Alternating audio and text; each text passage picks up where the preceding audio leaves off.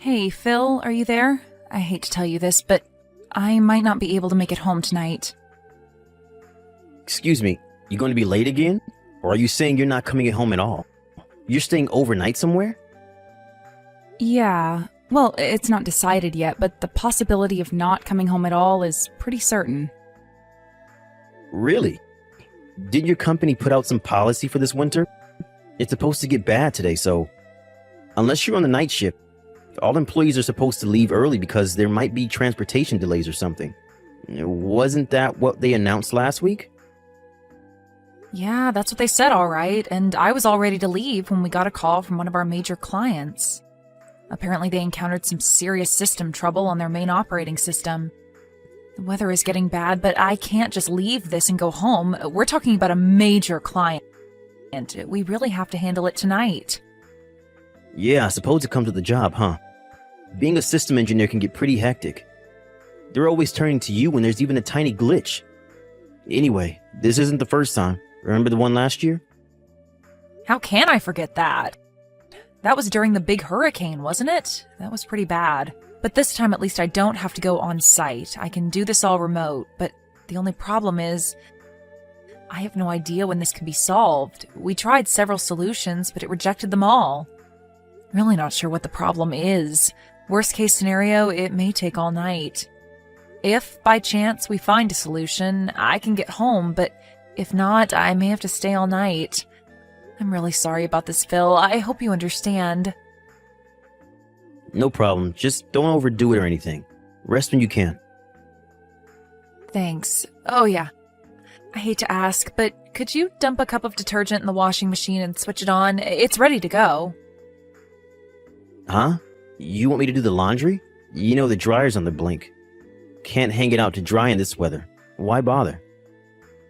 Yeah, but just having it washed and ready to dry will save me a lot of time later.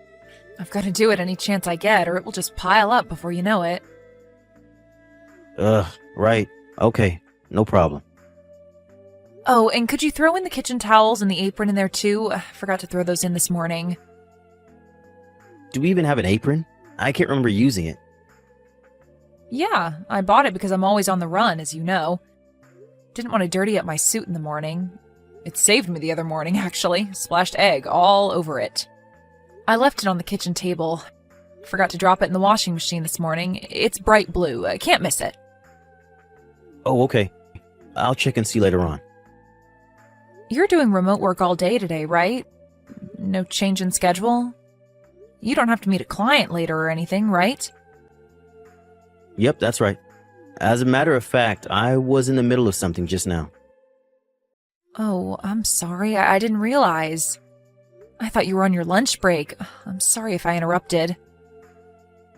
Don't worry about it. After I finish this up, I'm done for the day, so no problem.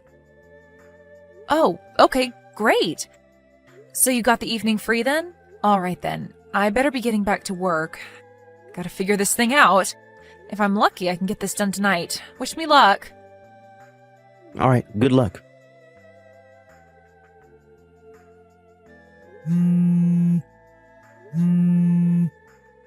Hey, Phil, are you there? Please reply if you're seeing this. I thought you were home. You said you weren't going anywhere. It's a snowstorm out here. Where the hell did you run off to, for God's sake? Did you look outside? Have you taken a look in front of the house? Can't you see the snow piled up on the front walkway? Apparently snow slid off the roof.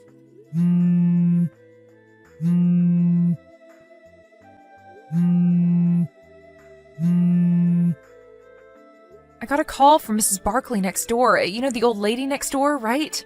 Well, she told me that there was a woman buried in the pile of snow. Must have approached the house and the snowpack slid off the roof or something. It was apparently a pretty large pack of snow. Luckily, Mrs. Barkley called the ambulance right away because nobody was home at our place. It took a while for the ambulance to get there, but she said she seemed okay as far as she could tell. As for me, I'm still at the office. We solved that system error problem, but all transportation has been delayed. I have no way to get home because of this snow. I have no idea where you are, so I'm just relaying all this information. Just so you're aware, I can't believe you're not home, Phil. Where'd you go, for crying out loud? Contact me as soon as you see this message. I just hope you're not in trouble or anything. To be honest, I'm worried sick. Phil, are you there? Where the hell are you? I can't seem to get a reply from you. Are you even seeing this? I'm not even sure if you got back home or not. I don't see an icon on screen indicating you're seeing this. Do you even have the thing turned on? Or is your battery just dead and you can't charge it? What's going on, Phil? You're scaring me. I need a reply ASAP. We need to talk about what to do about that woman who was injured in front of our house.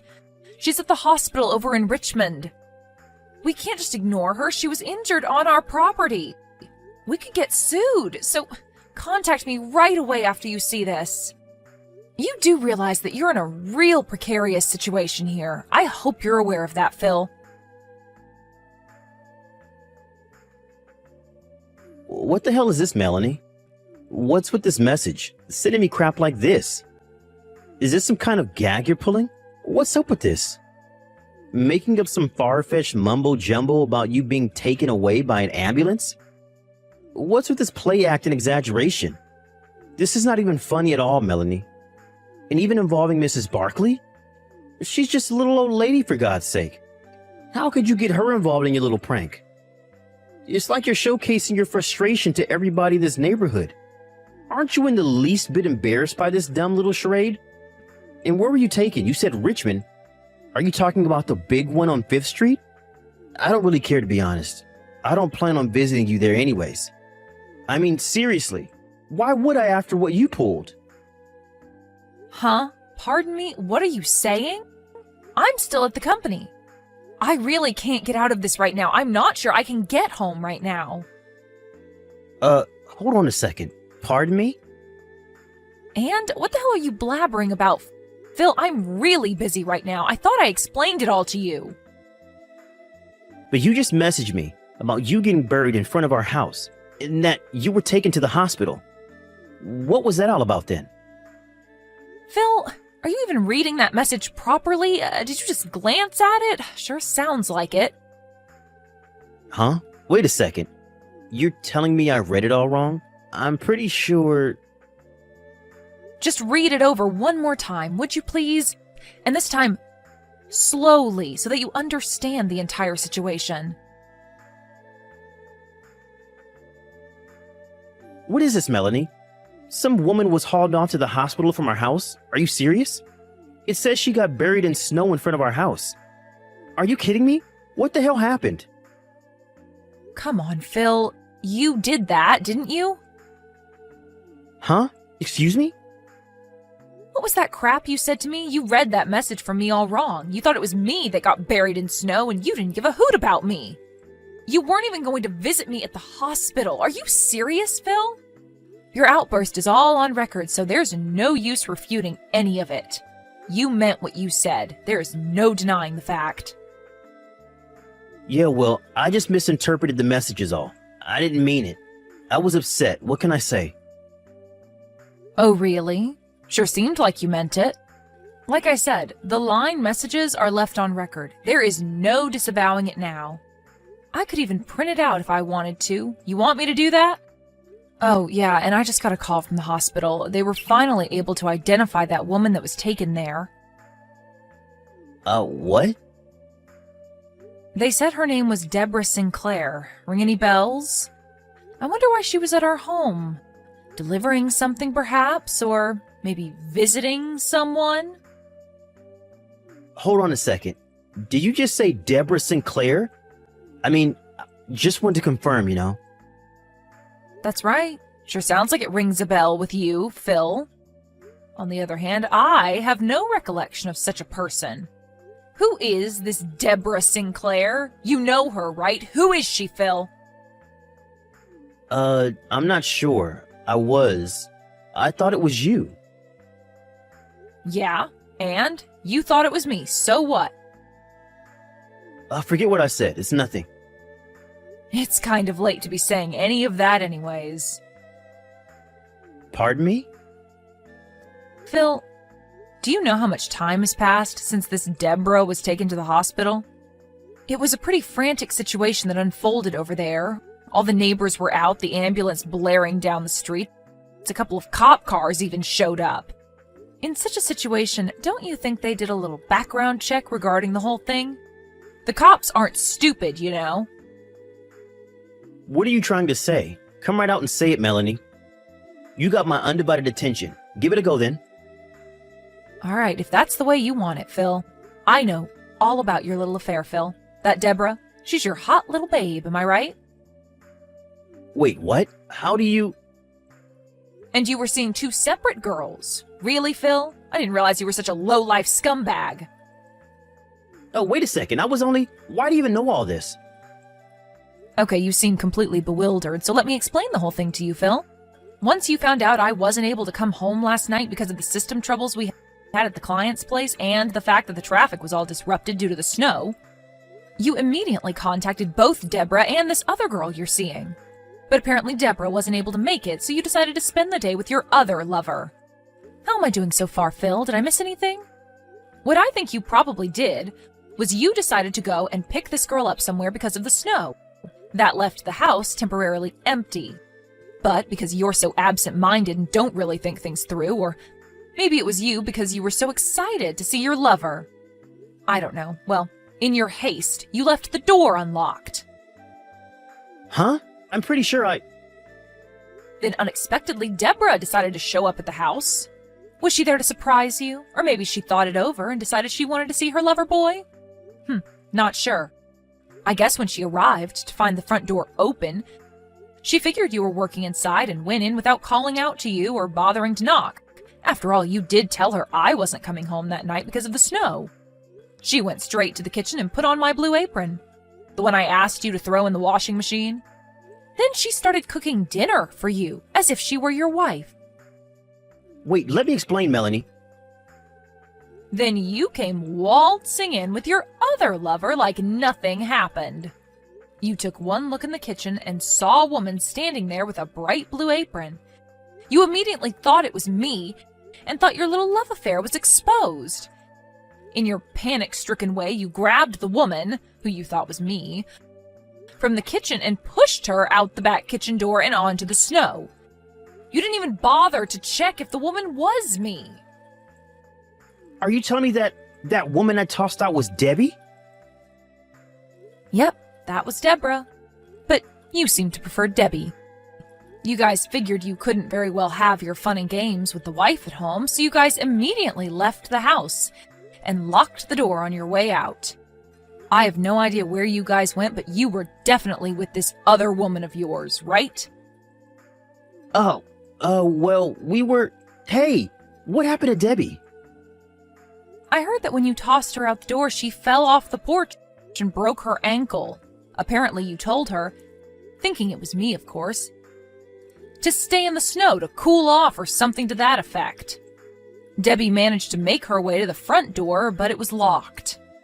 When she tried to leave the house, she fell off the front porch and couldn't get up due to the severe pain in her ankle. It was really starting to snow about that time, and she gradually got covered in snow, and to make things worse, the snow piled on the roof slid off and buried her even further. She tried calling out, but snow really insulates sound. Did you know that? As you probably know, when it snows like that, there are hardly any people walking around in that kind of weather. It was just by chance that Mrs. Barkley was able to find her. It seems her dog ran off and she was out looking for him and found him snuffing around in the pile of snow in our front yard. I don't want to think about what would have happened to her if she hadn't found her. Immediately, she called the ambulance and was taken away to the hospital. A neighbor also called the police because nobody recognized the girl as anybody from the neighborhood. Oh, and how is she? I mean, is Debbie okay? I was told it wasn't anything serious, just a broken ankle. She's recovering just fine, apparently. Which hospital is she at? Where'd they take her? Why do you want to know? Are you intending to go visit her? Visit your lover? Huh? Well, I was just... To be honest, I'm not at all concerned about your lover. I don't even know her. But to give out information about where she is hospitalized to the very person responsible for putting her in the hospital to begin with, that makes zero sense. So I'm sorry, Phil, I have no intention of telling you anything. Rather than worrying about your sweetheart, maybe you should start worrying about yourself. Me? Why should I worry? As I mentioned earlier, a neighbor contacted the police, and the whole thing kind of got a little more complicated. What do you mean? How complicated? Did you really think the police would just let this go? Don't you think they would have investigated this? A woman was injured, you know? But the police... Why involve the police? They cleared me of any wrongdoing, but I don't know what the situation is right now. I think they're still continuing the investigation. Wait a second, what are you saying? That I may be in trouble? What's going to happen to me? What do they want from me? Don't ask me. How could you say that, Melanie? I'm your husband. How could you be so cold and unconcerned? This could be serious, you know? You're being way too unsympathetic, Melanie. Where's your compassion? Am I hearing you right, Phil? You're asking me to give you compassion? Seriously? The guy who has 2 lovers? The guy who's been cheating on me for God knows how long? Yeah, well, it doesn't change the fact that you're my wife and you have a responsibility, a duty to your husband. Sorry, Phil, that's not going to cut it. Just so you're aware, I'm already talking to my lawyer about a divorce, so... Huh? Wait, a divorce? You want to get divorced? And why talk to a lawyer? You're really blowing this thing way out of proportion, Melanie. You don't seem to get the point, Phil. Like I said, you're the one with 2 lovers. You're the one that's been 2-timing me. I don't want to hear any crap from a jerk who's been screwing around behind my back. You got that, buddy? Yeah, well, it was just a fling. You're my main, my true love, Melanie. You know, I was just stressed out with work and all. Pardon me, I'm your main, huh? Well, that makes me feel so special, thanks. Yeah, what I mean is, I picked you as my wife. You were the best of... Best of the lot? Like selecting a used car or something? When are you going to get tired of that and get a new one? And by selecting, are you saying you were already going out with the other 2 girls even before we were married? Maybe there was more than 2. No, of course not. Sure sounds like it, Phil. You picked me out of the 3? I wonder why. Is it because I make more than them? No, what I'm saying is... I think I'm officially getting pissed off. Before I really go over the edge, maybe it would be better if we continued further discussions regarding this issue through our lawyers. Like I said, this whole thing about lawyers is going way too far. Let's just talk face to face. I'm sure we can work it out between us. This coming from the guy that's been screwing around behind my back? My pissed off meter just went up a notch. I wouldn't push it any further, mister. But I was just trying to... Please don't try anymore. You'll really regret it, Phil. I would advise against it. Huh? Okay, Phil, that's all I've got to say. Goodbye. Have a good life, Phil. I really was about to explode during that line exchange. Glad I cut it off in time. I talked to my lawyer after that and started the process of getting all the papers ready for the divorce. I'm so glad the lawyer will take care of the rest and not have to see Phil any more than I have to. I'm scared I may even give him a fat lip. About a week or so later, my lawyer was able to collect all of the evidence of his infidelity and came up with the amount we would be demanding from him. I was surprised that he got it all done in such a short period of time. The house we were living in was in Phil's name, so I was the one that had to move out. As for Phil, the 2 women eventually learned that he was secretly seeing the both of them. When they found out, you can imagine the furious reaction that must have ensued. Deborah, the girl that got thrown out of the house and ended up in the hospital, is apparently pressing charges against him. The other woman is also suing him for damages. Apparently, he promised her he would get divorced and marry her. Phil kept calling me and sending long, desperate messages online, so I finally changed my phone number and line address. I really can't thank my lawyer enough for moving quickly with all this before it got completely out of control.